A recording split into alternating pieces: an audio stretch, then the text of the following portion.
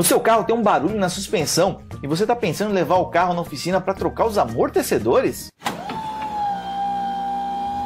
Os barulhos de suspensão podem ser diagnosticados de várias formas, mas a minha primeira dica é: não leve o carro para trocar os amortecedores. Leve o carro para diagnosticar o problema. Pegue o seu sapato, coloque no pé do mecânico e peça para ele dar uma volta com o carro. Mostra para ele o que está acontecendo. Coloque ele na mesma situação que você está. Não chegue pedindo a troca de 4 amortecedores. Você corre o risco de investir ali R$1.000, R$2.000 no seu carro totalmente errado. Ele pode acabar te entregando aquela sua solicitação baseada naquela certeza. Você chega lá e fala: não, eu só quero trocar o amortecedor, simplesmente porque você ouviu numa lenda que problema de suspensão é amortecedor. Mas eu tenho uma grande novidade para você. Você pode ter problema em pivô, que bate muito e quando quebra pode te matar. Você pode ter defeito em terminal de direção, terminal axial, caixa de direção que bate muito, problema de coxim, prato do amortecedor, prato da mola. Você pode ter problema de coxim do motor, problema de capô batendo. Você pode ter problema de bieleta, que é terrível.